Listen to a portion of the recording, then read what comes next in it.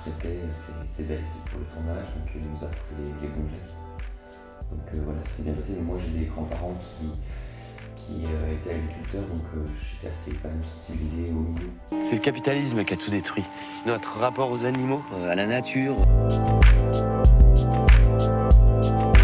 C'était quand il y avait justement à manier les bêtes de manière assez... il y a une première séquence où il y a un énorme orage et on emmène les bêtes se réfugier. Et là, avec la pluie, les bruits d'orage, les éclairs, c'était inquiétant pour les animaux, donc c'était pas forcément facile. Elles ne savaient pas faire, et elles avaient des énormes cornes, donc ça fallait faire attention. Des choses qu'on a construit tous les deux.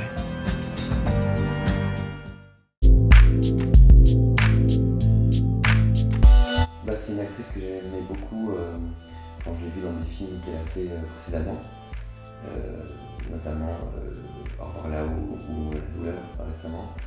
Et j'avais très envie de tourner avec elle, donc là c'était vraiment un plaisir.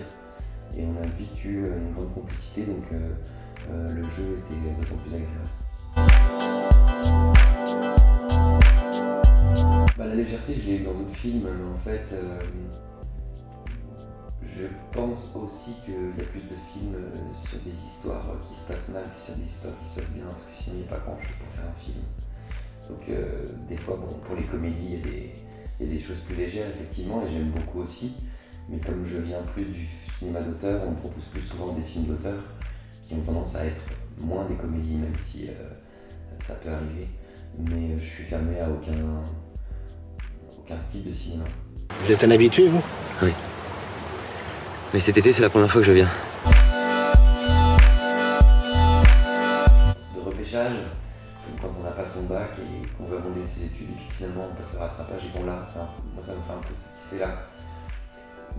C'est vrai que j'avais vécu une bonne dizaine d'années à Paris et je commençais à trouver que les projets c'était de plus en plus rares et que c'est un métier difficile quand on débute, surtout financièrement, c'était dur pour moi de jongler debout. Donc du coup je suis reparti à Nancy. Entre temps j'ai fait l'Inconnu du lac, j'habitais toujours Nancy. Et puis ça a commencé à marcher pour moi et du coup je suis jamais revenu à Paris. Mais j'y suis quand même plus souvent. Oh oui, forcément, déjà je m'estime très heureux et chanceux d'en avoir eu un, parce que c'est quand même pas tout le monde. Donc ça me gênerait pas de laisser la place aux autres. Mais si un jour ça réarrive, je serais évidemment touché et ravi. Je vais pas dire, oh bah non, je m'en fous, j'en ai eu un maintenant. Non, ça fait forcément plaisir.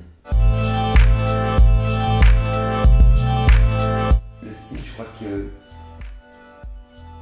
il n'est pas forcément dans une ostentation, dans une manière ostentatoire de s'habiller. Je crois parfois qu'il y a des gens qui ont plein de fantaisie et qui ont une discrétion vestimentaire. Donc il y a le style des vêtements, il y a le style dans la tête, et je crois qu'il ne faut pas toujours se fier.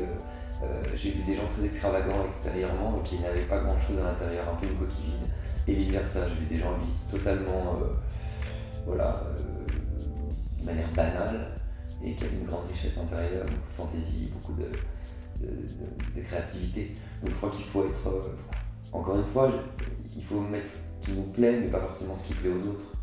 Voilà, c'est ce que je dirais pour moi. Un homme qui a du style, c'est un homme qui est en accord avec ce qu'il y a dans la tête et pas forcément avec la mode.